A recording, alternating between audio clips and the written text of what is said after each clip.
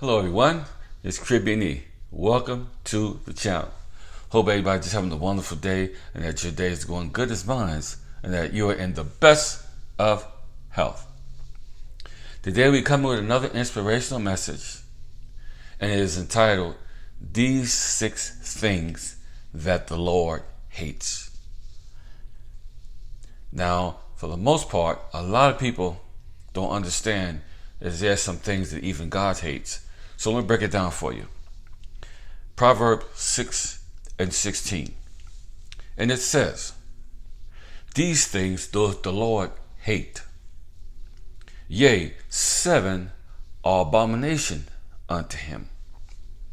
The first one on the list, a proud look.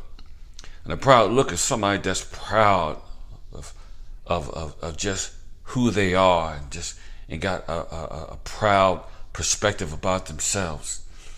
They seem to forget where they came from. They seem to forget the bridge that brought them over. So that's a proud look. Those that have millions and trillions of dollars that won't share it with nobody but themselves. Number 2, a lying tongue. Now, I always said before, a lie will travel faster than the truth. And some people, that's all they do is major in telling lies. So this is another thing that God hates. He hates a liar.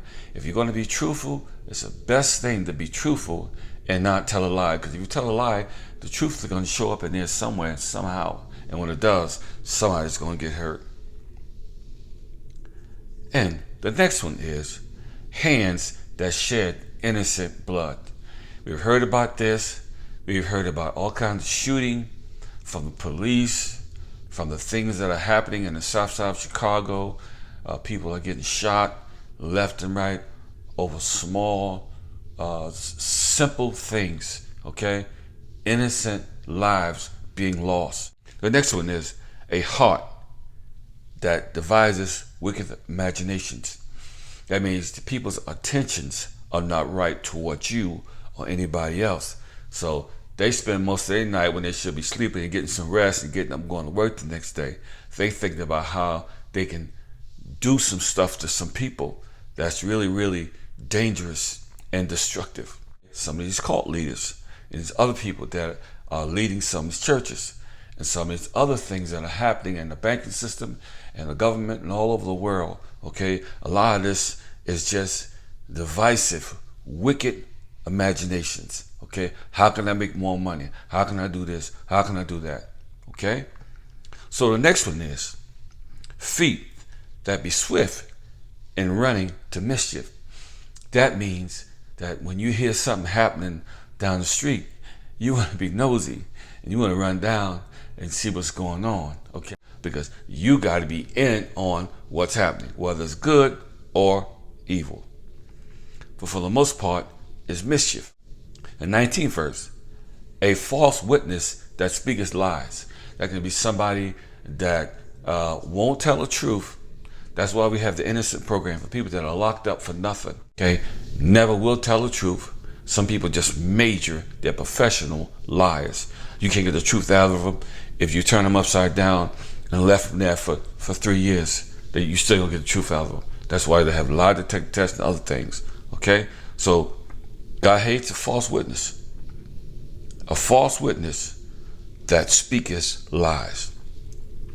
And the second part of that verse is, and he that soweth discord among brethren. These things God hate. And when I said discord, I mean dissension within a group. There's a scripture in the Bible that says, behold how pleasant it is for brethren to dwell together in unity. And God always wants us to be unified because that's the purpose of him dying on the cross. That unifies together in his love, unconditional love, okay? So he don't like all this wishy-washy stuff, people coming together, people plotting against one another, these things that God really, really hates. So he's speaking to us in Proverbs 6:16 about these things. So it says in the 21st, my son, keep thy commandments, keep the Father's commandments, and forsake not the law of thy mother. Bind them continually upon thy heart and tie them upon thy neck. So these are some things that God is telling us today in this inspirational message, that these are the things that God hates, and he wants us to stay away from these things. These things are destructive, they're not productive, but they're harmful to every one of us that just heard this word from Proverbs 6 and 16. This is just one passage of scripture in Proverbs. It is one of the wisest books to me in the whole Bible. Solomon asked God for some wisdom, and God blessed him with some wise saying. He was one of the wisest men of his days. And wisdom is always a good thing. And it's got some other scriptures in it. There's another scripture that says, a fool has said in his heart, there's no God, and such turn away with divers love. So be aware of the things that God hates, because if he hates those things, then whatever God hates, there's going to be some trouble. Let us pray. Our God and our Father, we thank you for this precious word of God today. We pray that you will give us to hear with open ears and with an open mind, and that we'll be mindful, because we can't please you if we're going against your statutes and your standards. So give us to change and be productive and not go against anything that you have made for us to be productive. We certainly don't want to serve you having these things in our lives that's hateful, that is not pleasing unto God.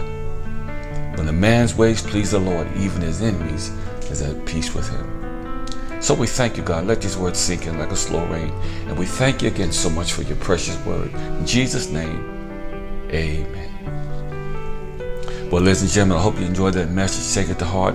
You can go back over and read Proverbs 6 and 16 at any time, and write it down, to highlight it, do whatever you have to do so that you personally know what God hates, and you'll definitely avoid everything that God hates. Because you can't serve two masters. You love one, hate the other.